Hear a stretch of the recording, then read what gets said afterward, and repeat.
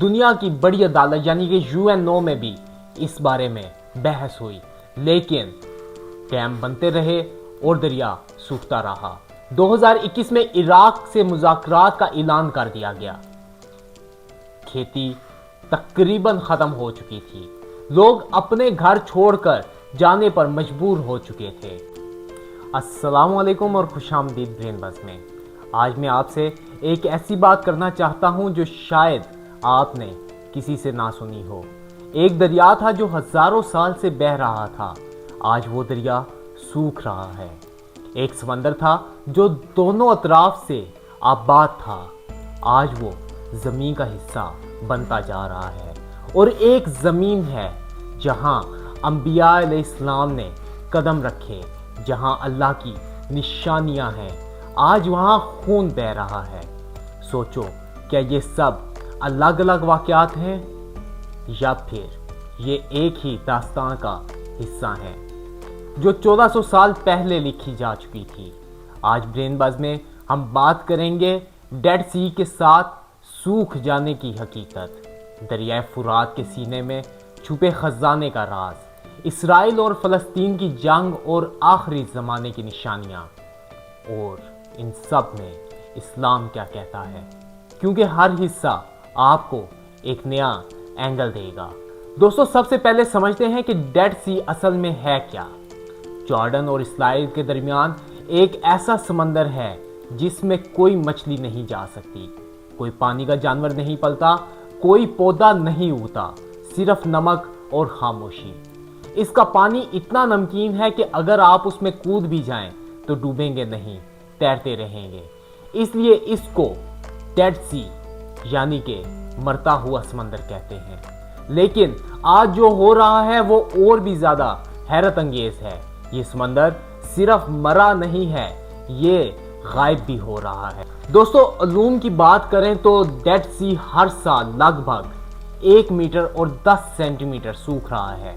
1960 سے اب تک پانی کی سطح 40 میٹر نیچے جا چکی ہے، اور جب پانی پیچھے ہٹتا ہے تو زمین میں گہرے گہرے کھڈے بن جاتے ہیں، یعنی کہ سنک ہول۔ 1000 سے زیادہ ایسے گڑھے ابھی تک بن چکے ہیں۔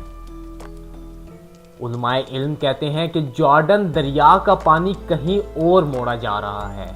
موسم کی تبدیلی سے بارش کم ہو رہی ہے اور انسانی ضرورتوں سے پانی کا استعمال بڑھ رہا ہے۔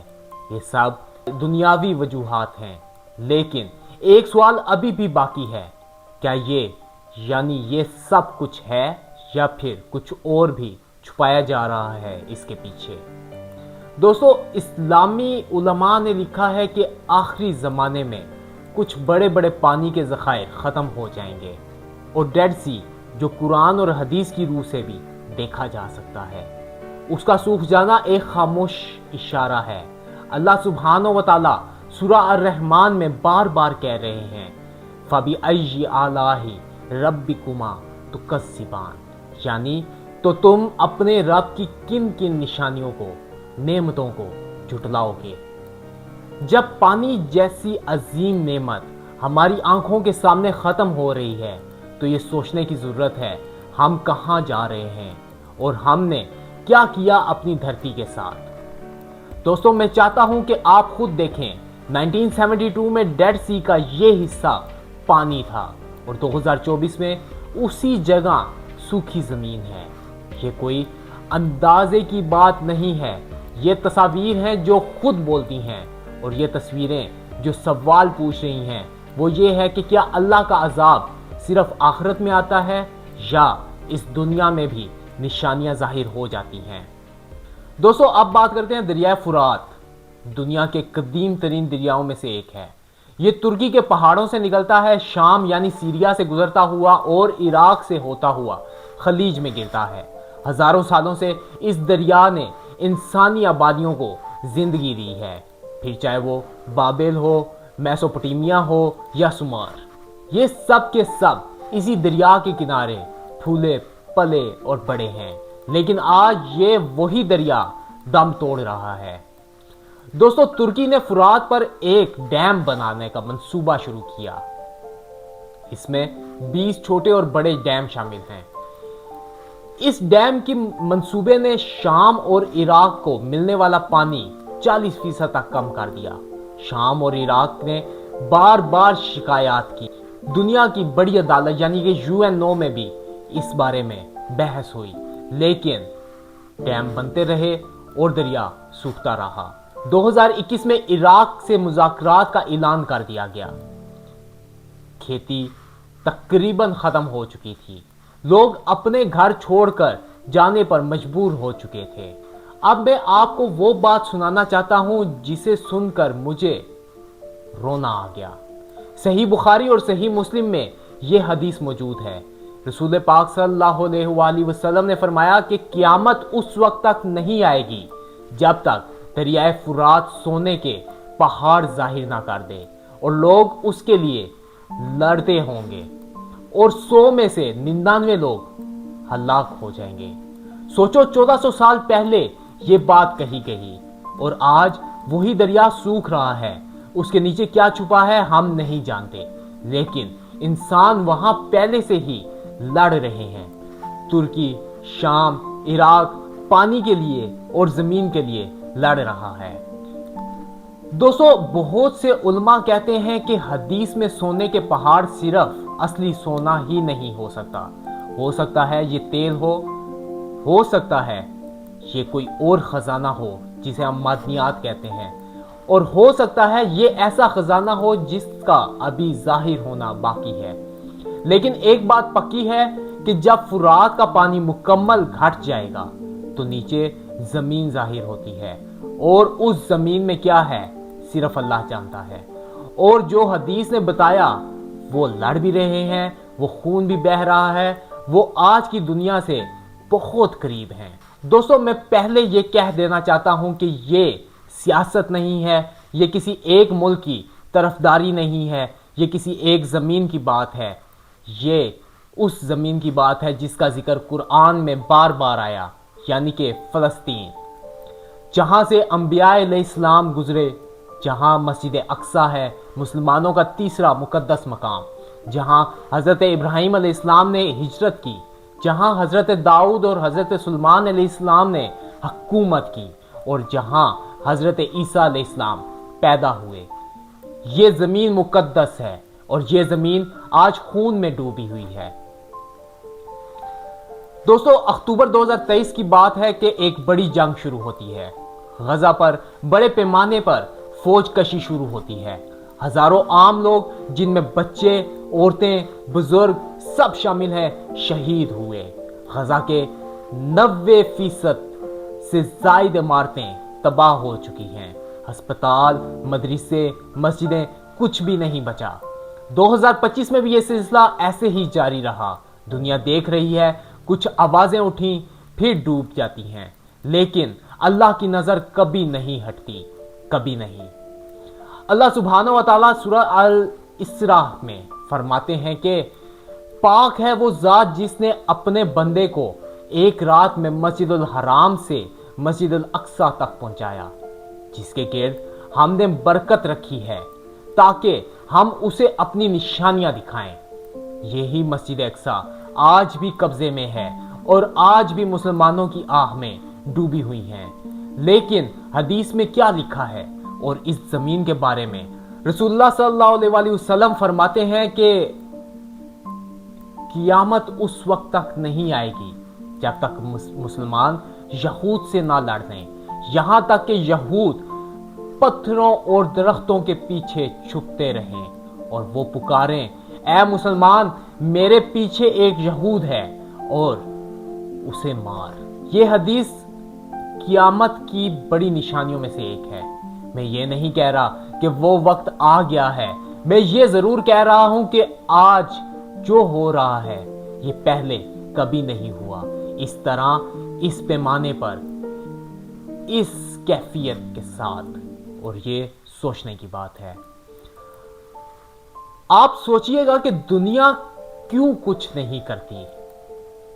عالم اقوام میں فیصلے آتے ہیں، امریکہ انکار کرتا ہے، یورپ بیان دیتا ہے، عرب ملک بڑے بڑے الفاظ میں افسوس کرتے ہیں، لیکن غزہ میں بچے روز مار رہے ہیں، تو ہم کیا کریں؟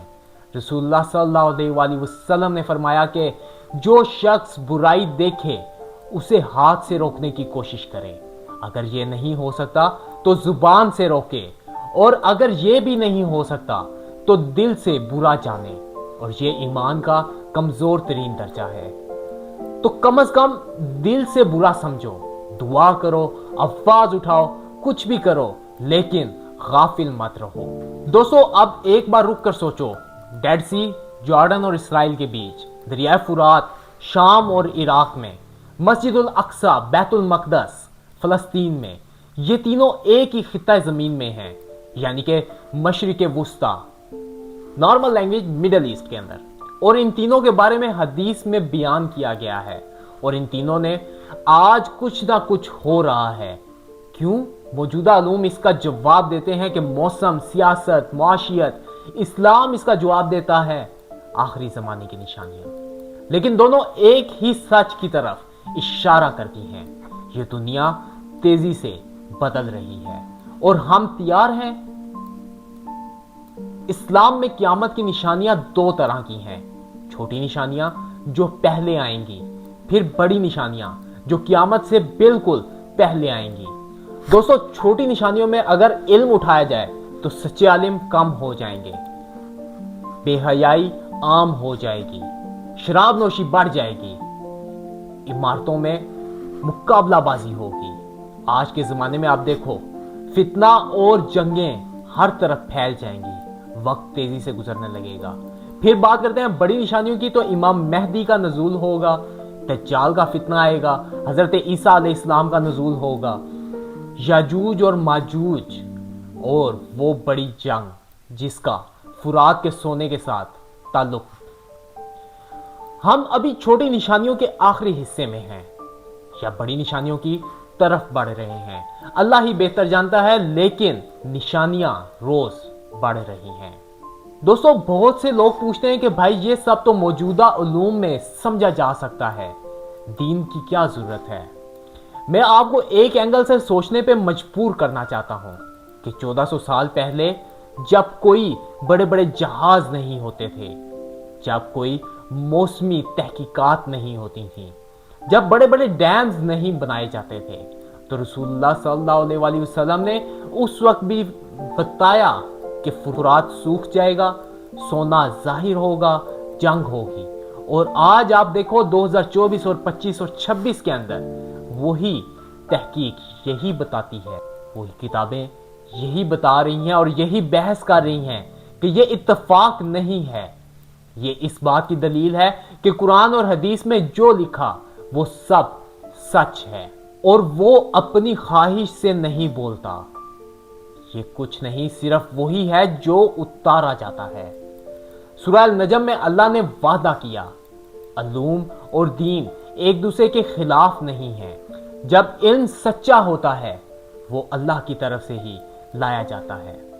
دوستو سوچو، ایک سمندر جو مر رہا ہے، ایک دریا جس کے سینے میں سونا چھپا ہوا ہے، اور ایک زمین جہاں اللہ کی نشانیاں ہیں اور وہاں خون بہ رہا ہے، ان تینوں کو ایک ہی دائرے میں جوڑو تو ہم کہیں نہ کہیں اس منظر کے قریب ہیں جس کا وعدہ نبی کریم صلی اللہ علیہ وسلم نے اس وقت دیا تھا جب یہ سب سوچنا بھی مشکل تھا۔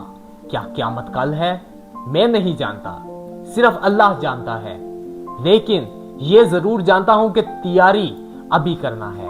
نماز جو چھوٹ رہی ہے اس کو شروع کرو، قرآن جو بند ہے اسے کھولو، معافی جو نہیں مانگی اس کو مانگو، دعا جو رکی ہوئی ہے اسے کرو، کیونکہ قیامت کا دن آئے گا ضرور، اور اس دن پوچھا جائے گا کیا دیکھا، اور پھر بھی غافل رہے۔